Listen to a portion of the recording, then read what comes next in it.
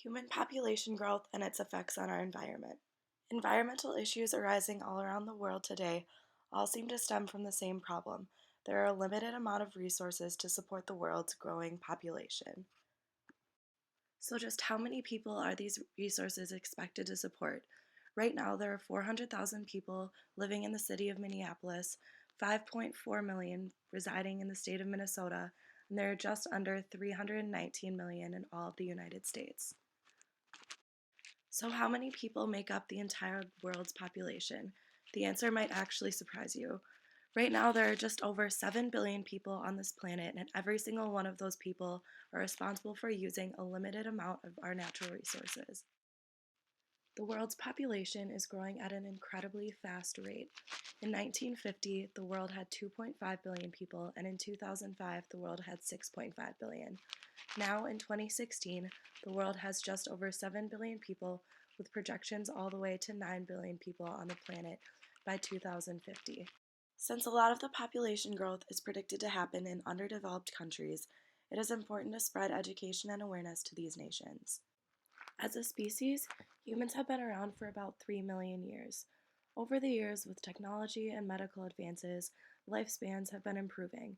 The average human life is longer than ever before, and with a growing population and longer lifespan, it becomes increasingly important to think about how much the average human needs to survive.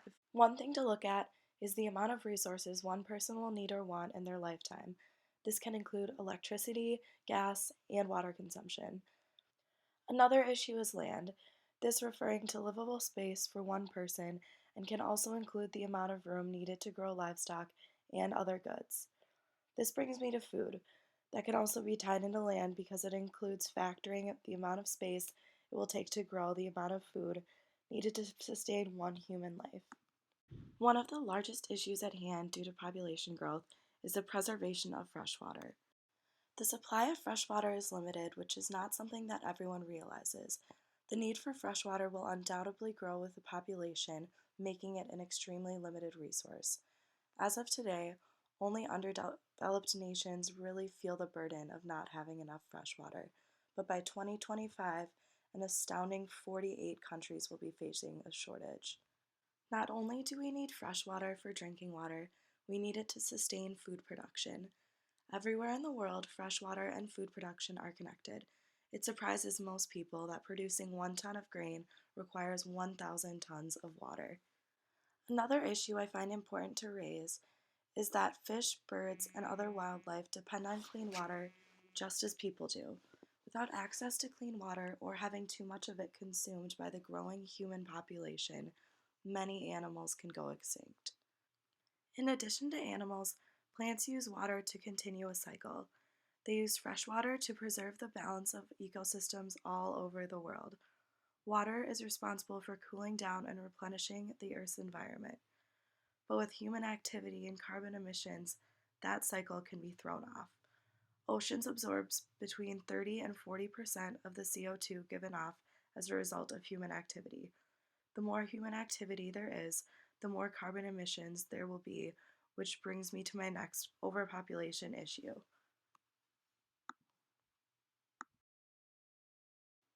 The biggest factor in climate change is greenhouse gas emissions. Greenhouse gas can be described as any of the gases whose absorption of solar radiation is responsible for the greenhouse effect. This includes carbon dioxide, methane, and ozone.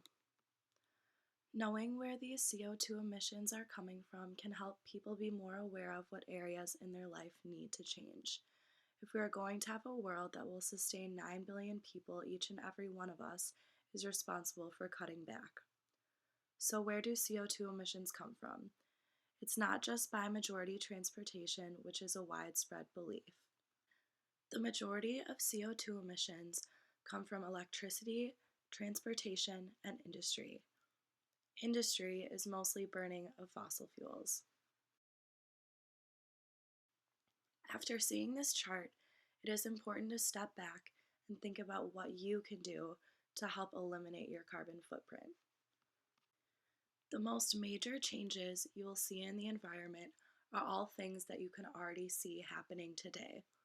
If our CO2 emissions grow at the rate our population is predicted to, climate will be extreme and you can expect to see an abundance of natural disasters. Some of the most paralyzing differences you'll be able to see is change in weather, rising sea levels, there will be widespread flooding, droughts will become much more common, and there will be much more limited access to water. The next issue I want to address is deforestation.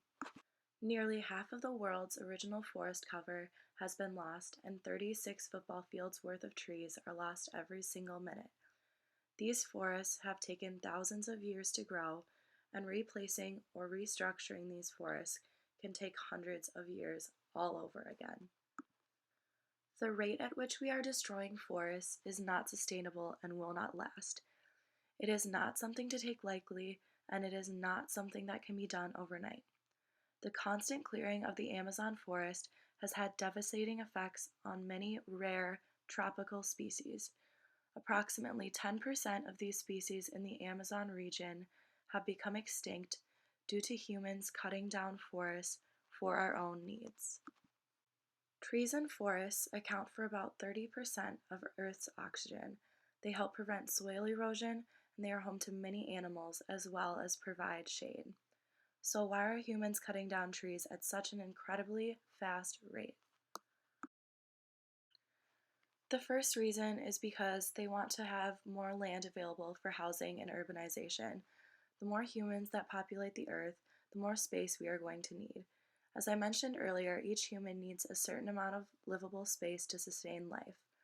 We also need to harvest timber to create commercial items such as paper, furniture, and homes.